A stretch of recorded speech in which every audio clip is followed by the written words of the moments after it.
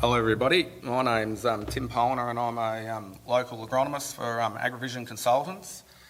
I originate from this area. My dad farms between Nill and Nimbula, and I have been a consultant for AGRIvision Consultants since 2010, and before that I spent a bit of time over in Esperance. So my topic today was on mixing and rotating herbicides. So I think we've all started to do a lot of this in the last few years.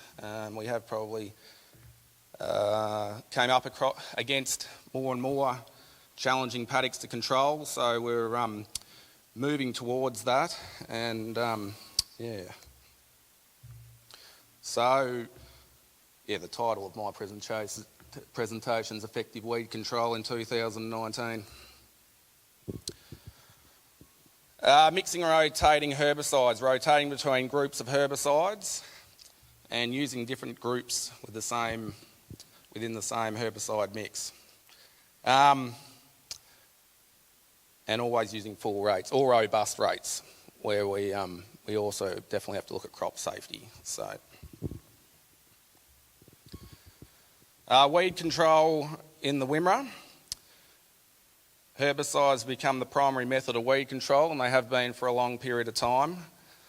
Farming intensity has definitely increased in the last decade or two, and I think it's continuing to go that way.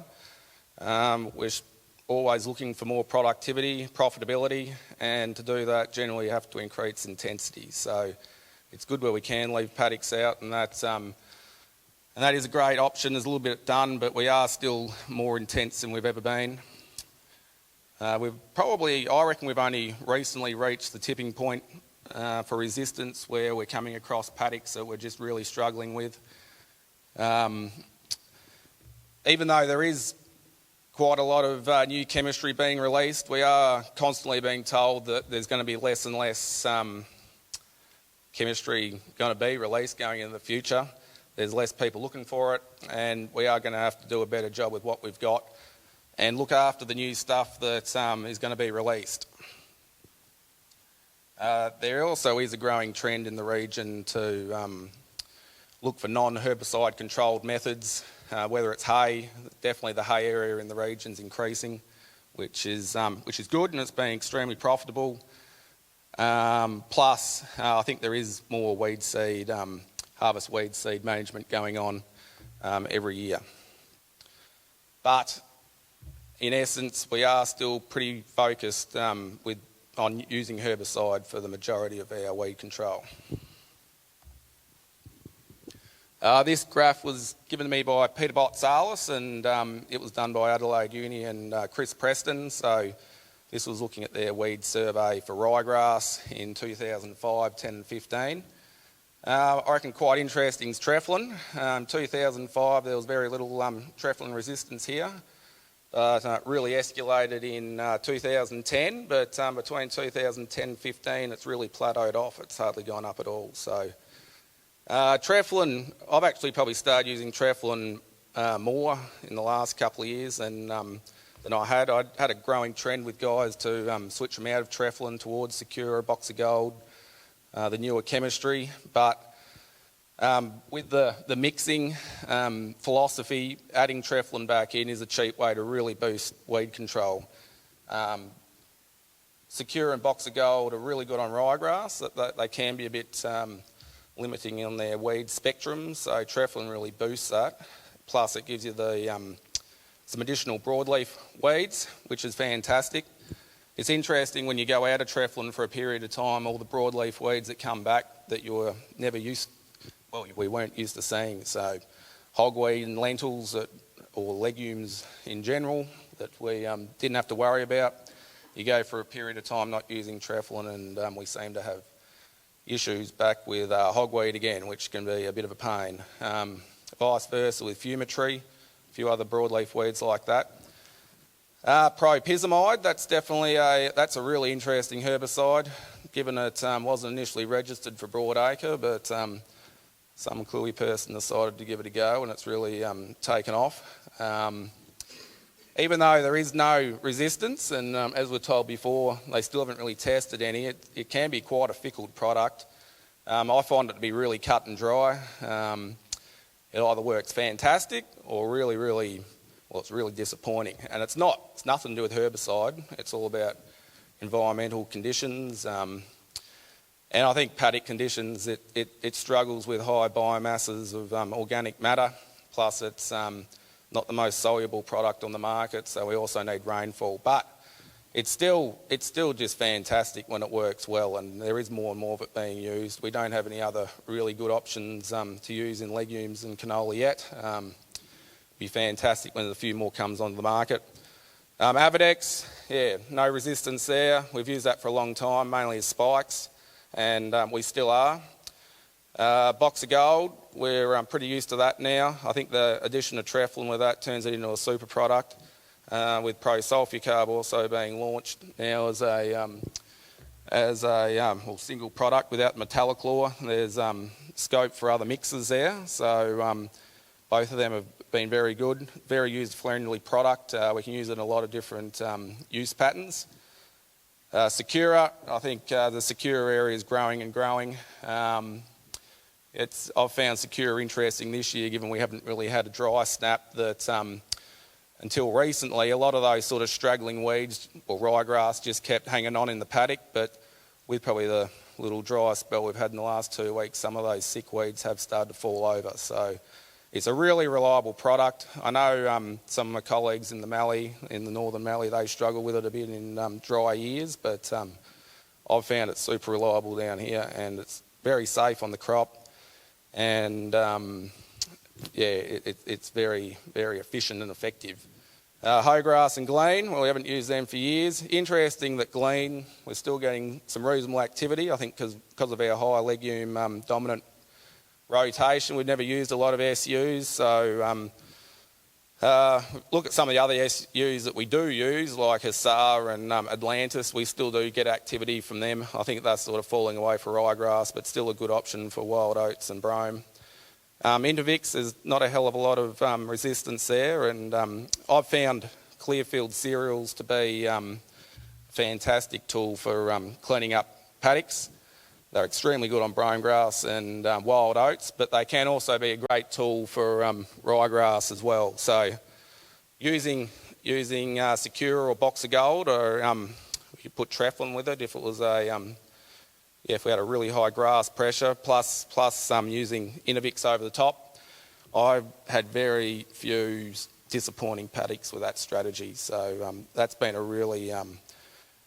brilliant advent for the Wimmera, because before Clearfield, probably the 2-gene Clearfield wheats came through, we were starting to hit a bit of a wall with brome grass in a lot of paddocks, so that's been good. Moving on to Group A's, we've used a lot of Group A's with our rotation. Barley, lentils has been a dominant rotation for a lot of guys on the Wimmera Plains. So even though Clethodim there, Select, hasn't got doesn't show that it's very resistant, there is a lot of failures out there. I think there's definitely building tolerance. A lot of this survey work, well, when Peter tests it's done in the glass house under fairly ideal conditions, but in the field, I think Clethodim really, and all Group A's, not just Clethodim, they struggle with adverse environmental conditions. So I've definitely got a real focus with my clients to pretty much stop what they're doing when you've got a fine week. Go spray your canola. Generally, our canola's always early sown, so we haven't had much of a knockdown. So we've got to get out there when things are right and spray it, because canola is probably one of the more, well, it is the touchiest broadleaf crop that we grow from Clethodim, so we can't go too late, we can't go too high with the rate, we've got to look after it.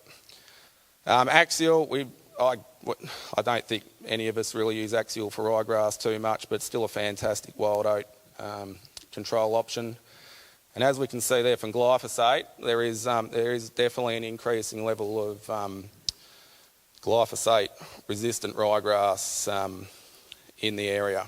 But even though we've all worried about that for a long time, I don't feel that it's probably been as much of an issue as some of the other products, i.e. Clethodim. I think clethodim running out of legs and nothing on the horizon that I've been told about to replace it. It's really going to put a spanner in our profitable system that we've used here for years. Weeds of the Wimmera. I'm mainly talking about grass with this talk. I started off thinking about broadleaf weeds too, but yeah, it's just a never-ending thing. But we've had more issues with resistance to grasses. I think recently we have probably hit the point where I am seeing resistant broadleaf weeds, particularly mustard and clearfield lentils, seeing Indian hedge mustard come up, and they're as fresh as a daisy. So, plus milk and whip thistles are becoming harder to control. They're becoming more phenoxy tolerant. I don't think they're resistant, but they definitely are more of a challenge. I also wonder whether Group Cs are starting to let go a little bit with them, because it seems to be harder and harder to keep our legume or lentil crops clean of thistles. But Ryegrass, wild oats and brome grass, they're all our key grasses, which they probably are all over the country. Not a lot of wild radish through the Wimmera, though there is pockets. I know along the Wimmera River there's some pretty gnarly stuff, but interestingly on the Horsham Plains it doesn't seem to be that hard a weed to control. I don't think it really likes the alkalinity that we have. Indian hedge mustard, milk and whip thistle.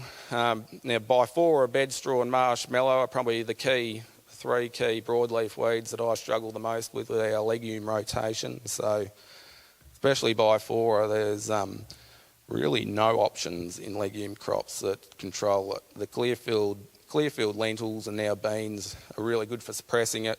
Probably allows us to grow a legume crop that doesn't blow out with it, but definitely doesn't control it. But it's still better using that than nothing. Bedstraw. Bedstraw, probably 5 years ago, I wouldn't have said was a huge issue, but I don't know what's happened with that weed. It seems to be rearing its head again, and there's a lot of it around this year. So, but most crops do have an option to control it. It's a bit of a challenge in TT canola, so I think some of these stacked canola genes with I think IT and TT would be fantastic. Marshmallow sort of seems to be more and more of an issue year to year, and then been a bad year for capeweed this year too. That's been a bit difficult to control. Had real issues controlling capeweed with Lontrel, which is interesting. Everyone have thrown really high rates at it, and then tares and wild vetch. Again, I think it's really just a symptom of our legume dominant rotation. So Preemergence, the cornerstone to our farming system, and has been for a long time now. I think very rarely will we get good knockdowns. So as nice as double knocks seem, and they are awesome, I reckon in the last 10 years we might have only had 3 or 4 that we could actually do it. We farm by the calendar these days, and that just means a lot of the time we're sowing before we've had any sort of germination. So as nice to do a double knock every year, it's sort of a little bit impractical sometimes, and holding off is definitely not the answer. A lot of the time getting our crops away when it's still nice and warm. We can use crop competition, as Peter was talking about before, and I've been a bit disappointed a few times when people have waited for a good knockdown, and then we're well into June, everything's cooled down, the crop doesn't get away, and it still fills up with weeds. So I think we have to still farm to try and produce the maximum yield potential of our crop, and as we're doing that, we're putting more and more pressure on pre-emergent. So I think understanding how pre-emergents behave is very important. We all go through farm planning pretty much early in the season to work through what strategy we're going to use on what paddock. But I do think we need to be somewhat flexible when it actually comes to sowing. Look at what the environmental conditions has thrown us. If it's bone dry, there's no rain really on the forecast, maybe we've got to look at what we were going to put in the paddock and maybe change it a bit. I've had issues with sort of using pro-sulfucarb and box of gold really early, well not really early, but in April. And if we haven't had a break until say June or late May, the box of gold or pro-sulfucarb seems to have run out of legs by that time. It's very, very water soluble, so it seems to kick into gear even when the crop and the weeds haven't germinated. So there's things we can do. You know, maybe you do switch to something that's a bit more, it's got more longevity. Definitely wheat secure is better for that. Trifling's better than that. And then maybe use pro-sulfucarb post-so pre-emergent or early post-emergent. So there's things we can do rather than just sticking to the plan and just doing what we're going to do.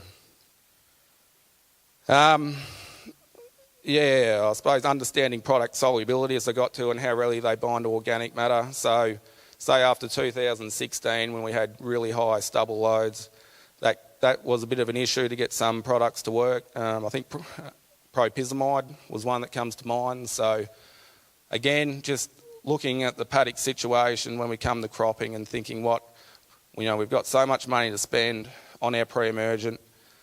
What are we going to do? Which product choice and mix is going to give us the best result? And then product selection must be tailored to the farming system, soil type and seeding methods. So as we're all refining our farming system and sowing methods, we should also be refining the pre-emergent strategy we have around it. So I had one interesting case, and he's going to talk to you later, a guy that's been a long-term disc user. He hadn't used Trifling for years, but they put residue managers on the front. And we started actually mixing Trifling and Metribuzin, some of those old products that they hadn't used for years, back with, still mixing them with Box of Gold and Secure and the new stuff. And it's worked really, really well. So the mixing theme is definitely, I feel, what we're going to be moving towards anyway. We can't just keep doing the same thing if the problem's just getting worse and worse. I don't feel that, even if we get chaff liners or weed destructors, we're still going to be using herbicides. So again, I think we've got to look at our herbicide spend and just try and really tailor a package that's going to give us the best outcome.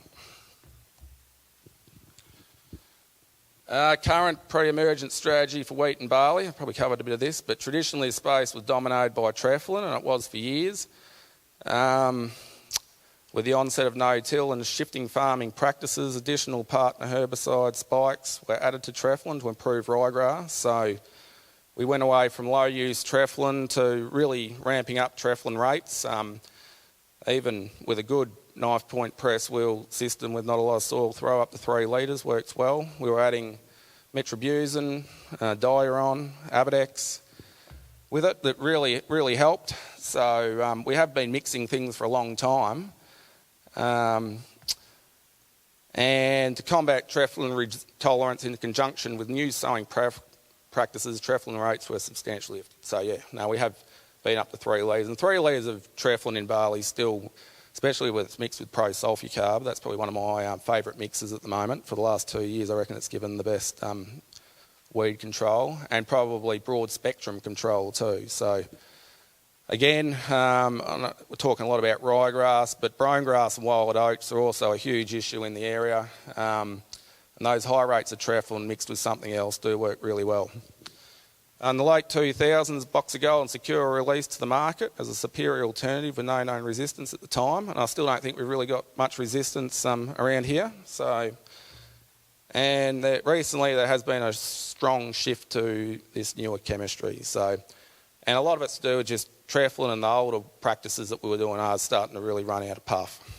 And we're ever looking to increase productivity and profitability, so I think we've been quite good at adapting to that. Ryegrass, Superweed, this is getting through pro-sulfucarb.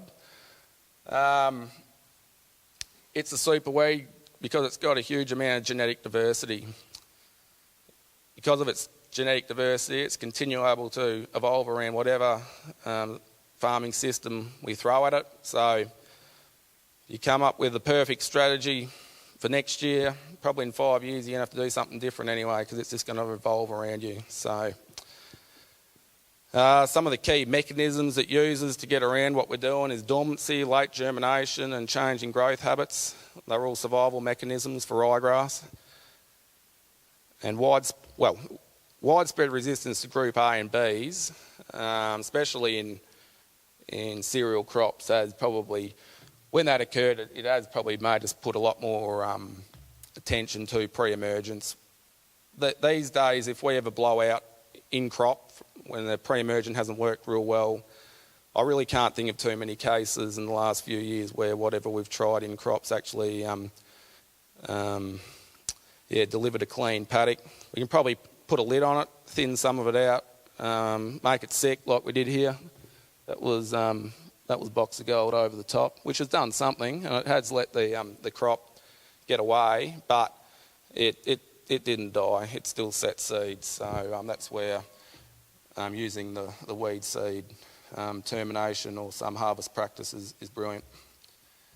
Preemergence, highly competitive. It's more competitive than ryegrass. Brome has a strong germination delay that allows it to germinate well after the break of the season. So you should never delay sowing to try and get a knockdown on Preemergence. Even if you get some, there's going to be a lot more to come. So we need to farm around it. We need to use rotation. Weed seed has dormancy up to 4 years. They used to talk about 3, but they're finding up to 4 now. That makes it so challenging to control. So if you do a great job 1 year, don't think you've solved your problem. You've got to do it for the next 3. So you get 3 together, you're probably going to get on top of it. And I've definitely seen that. So that's what we need to aim to do. It's traditionally been controlled in the non-cereal phase, and it still is. Often low germination percentages occur in fallows. So the paddock, and they see that in the mallee a lot, you need to stimulate the paddock to get it to grow. So if you just leave it to nothing, often you don't get the desired result that you're trying to achieve for brome control. Current pre-emergent herbicides only deliver suppression at best. I think BASF might have one next year that's going to give a bit more control. So I hope that comes to fruition. That'd be really good. But combining more than one herbicide that gives suppression often still gives a really good result. So I don't think we can't do anything with pre-emergence. Using high rates of Trifling, Avidex, all work really well. When Clearfield came to our area, or came to market, it's been probably the answer for Preemergence, and we were really hitting a wall before it came out. So we've really been able to get on top of it with Clearfield. I really don't feel, if you've got a really bad Preemergence paddock, it's going to be a real challenge to get on top of it without using Clearfield cereal, at least in part of the rotation.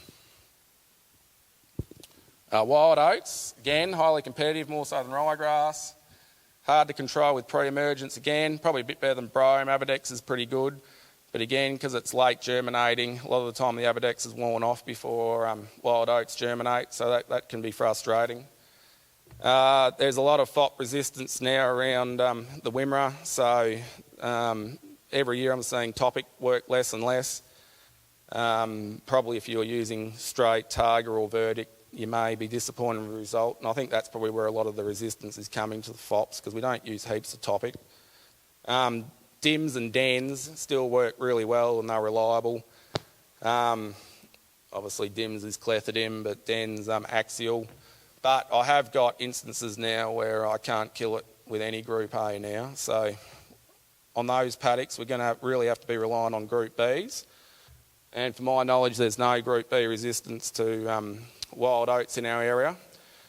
So that's a strategy I'm going with those guys. So in cereals, Hussar, Atlantis, Rexaid, they all work really well. But ultimately, the Clearfield system's probably the best. So again, Clearfield's just been brilliant for the area, but we don't want to overuse it. You definitely can get into a Clearfield spiral. So we've got to use other avenues to control them.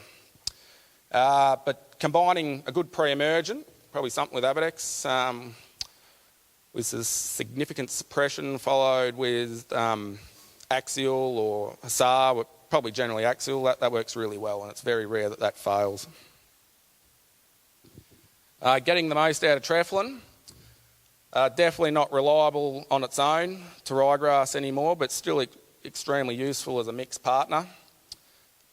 Trifling mixed with all Preemergence increase the overall grass control outcome. Broadens activity on more weed species, relatively low cost compared to alternatives, extends length of control into the growing season, unique mode of action. And this was a modelling simulation that I got off the WeedSmart website, so showing where we're just using straight Trifling. You'll break it if you use it for 9 years in a row. Rotating it, you don't get that much more. So that was rotating it with Trifling, then Prosulfucarb, which is really box of gold, then Secura, then Preemergent. It's shown after about 13 or 14 years, you've still broken it. So it's still not that much better. But when you're mixing it, so they got 1 and 2 is Trifling and Prosulfucarb or box of gold, then 1 and 3, Trifling, Secura, and then following it with Preemergent, and they're going out to 25 years. So definitely the approach we should be running with. And if you look at something like box of gold, they've already partnered 2 chemicals together. So we're used to using combinations of molecules anyway. Some of our good broadleaf herbicides are a combination of more than 1 molecule. Tiger X, Jaguar, Paradigm, they're all combinations, and they're probably all some of our better modes of action. Key pre-mixes that I use, box of gold and Trifling. That's fantastic. Definitely with Trifling, adding Trifling the box of gold, you get longer longevity out of that mix. I find probably after 6 weeks, box of gold really runs out of puff. I think when you add Trifling with it at a reasonable rate, you can probably get out to 8. So Prosulfucarb, Trifling as box of gold, Prosulfucarb's come off patent. Sometimes that's a good option if you're in really wet soils. Find the metallic law can sometimes touch up your cereal crop, especially wheat, if you're in sort of waterlogged soils. Then Prosulfucarb and Century. Now you can only use that obviously if you're in a clearfield cereal situation, but do a lot of that with disc guys. So we'll sow the crop, we won't spray any Preem before it, and then post-sow Preemergent. We can even use that after the rain, hopefully before it's poking through, but that's a really good way that I've been able to extend the longevity from a Preem with disc guys, because I don't have to put it out front. We can wait for the rain to come. And Century Prosulfucarb is very soft, so I've never had any issues with that going over the top. Don't know if I wouldn't do that, probably with a knife point press wheel. Prosulfucarb Avadex, they're both group Ks, and as far as a resistance strategy, not the best, but if you've got wild oats and ryegrass, that's still a fantastic combination. Secura Trifling, probably up until the last couple of years, I've never really mixed anything with Secura much, but I think it's a lot to do with the stubble loads, but I've got to the point where I've probably had a few disappointments with Secura. I don't think it's resistance as such, it's just the conditions we're putting it on the paddock, just a lot of biome or organic matter there, and we just need to give it a boost. Plus, again, Secura is very good on ryegrass. Using Trifling or Avadex as the next one definitely adds to its brome and wild oat control. Secura Century, again, the disc system, do that over the top. Works really well, especially if you put it on the moist soil with Secura. I wouldn't be putting that out unless I had moist soil. Good herbicide mix is 2 or more herbicide groups, each at full rates for the target weed. Ideally to have 2 with no resistance, but we've probably talked a lot about Trifling, and there is resistance, but it definitely boosts to what we're doing. So as long as one of them, your main core Preem, has no resistance, I think that's the key. It's got to stop thinking about Trifling as the core herbicide, like we used to, and think about Trifling as the spike. And once you do that, I think you can probably, see its benefits. Definitely no antagonism between herbicides. We probably see that a bit with probably more of our broadleaf preems and in-crop, but we definitely got to think about that. We don't want two herbicides working against each other. Physical compatibility, we don't want things glugging up in the tank. Definitely crop safety is something we've got to look at. Like we talk a lot about robust rates, product selection, but not so much this year, but last year when we had a late break, low moisture, when it did come and cold, saw a lot of crop damage around the place. So we've got to be mindful for that. We definitely don't want to slow the crop down too much because that's not helping for weed control. The weeds will just start out competing the crop. And where we can, well, we always do this with farming anyway, it needs to be cost effective. Grass control in break crops. Traditionally, Group A's took care of the grass, and to a fair extent they still are.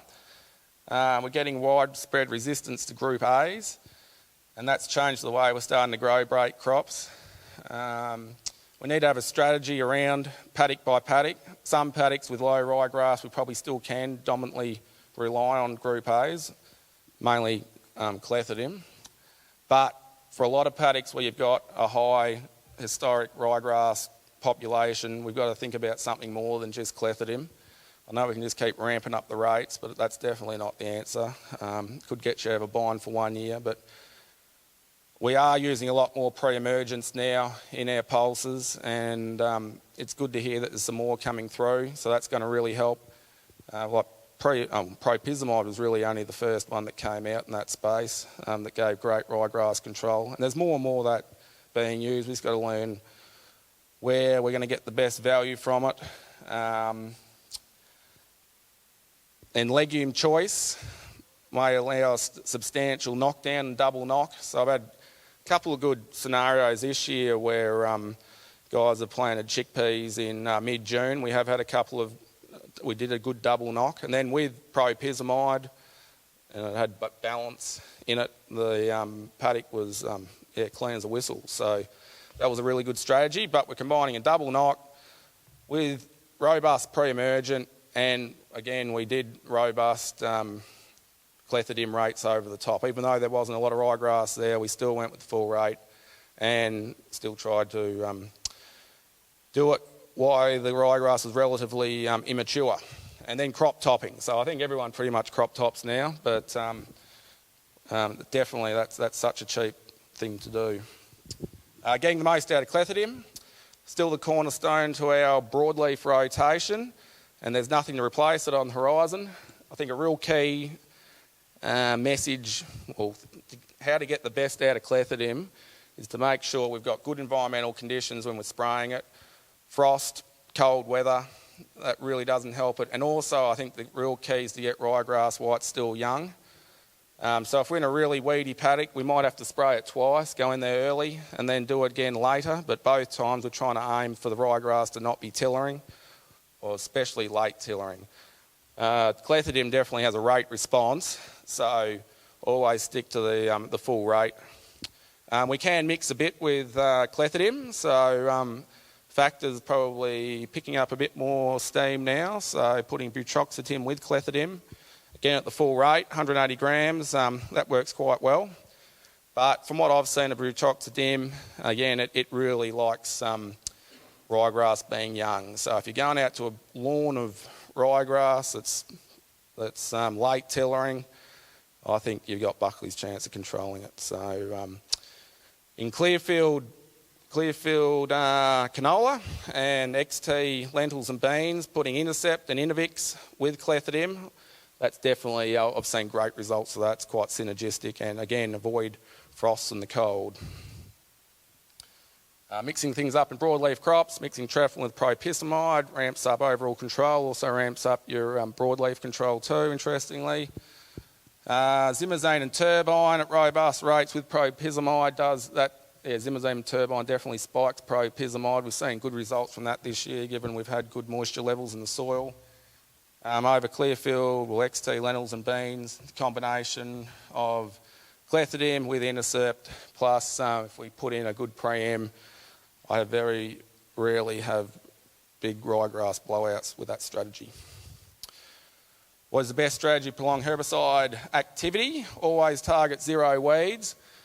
I always find it frustrating the more the rotate strategy, and generally you're rotating out of something that's better, or what we've been using because it was the best option, to something not as good. So there's no point rotating to something that's nowhere near as effective, because this is going to blow out your weed burden. It's just going to be harder again to control. So that's where the mixing helps. So if you're on something that's good, hopefully you can mix something with it that actually gives you a better result, and again gets your seed burden down.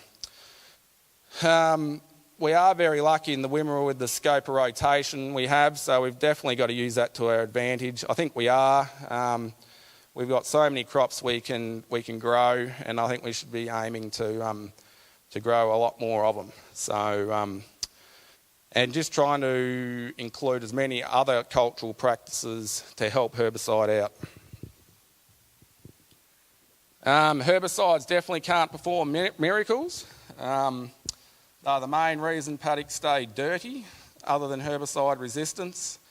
So, yeah, we've got to get all of our farming practices right. I think one thing I see every year is where we've had misstrips or low germinating percentages in the paddock. Whenever we don't have a good stand of the crop, we always get weed blowout. So we've got to, and I think we're all doing that now anyway, we've got to aim to have as even good establishment of our crop as we possibly can, and that will help your bank balance, because we'll grow a better crop, plus it'll keep a lid on the weeds. We've got to remember that weed dynamics are constantly changing, so we've got to change with them. We've got to work in harmony with herbicides, again, including cultural practices with our herbicide use. My final thoughts. I think weed control is really the essence of profitability. That's all we're trying to do these days. We're really targeting to grow nothing but the crop that we want for the 12-month period. So we're flat out spraying in the summer, we're spraying in the autumn, we're spraying knockdowns, we're spraying in crop, we're desiccating crops. There's a lot of spraying going on, but we all do it because that's what drives profitability. So, and it's not just because of physical competition from the in-crop weeds, it's also moisture, it's nutrition, it's just all these things. Mixing chemistry may increase your production costs for that year, but this can be worked around potentially using rotation to manage the costs. So if you are running budgetary constraints, or you've got a set amount of money you're going to spend, maybe you change your rotation to reduce the costs that way. Maybe you drop a paddock out, put a paddock into hay. There's options to do, but if you've got a grassy paddock and you do have to do something different to what you have been doing, because the way you've been farming is the reason that you've got your grassy paddock. So you need to change, and that just happens for everybody. Reducing weeds will definitely increase your production and profitability. Rotation and forward planning can solve the majority of issues we face. The production we have achieved in recent years in the Wimmera, I think, has just been amazing in the last 16, 17, and hopefully again this year. Some of the yield outcomes were just unbelievable. And I think that has got a lot to do with just getting on top of weeds. And again, mix and rotate herbicides, rotating between herbicide groups, using different groups within the same herbicide mix. Always use robust rates. Weeds find that easy to evolve resistance to simple, predictable weed control. So we need to try and outsmart them where we can. Thanks.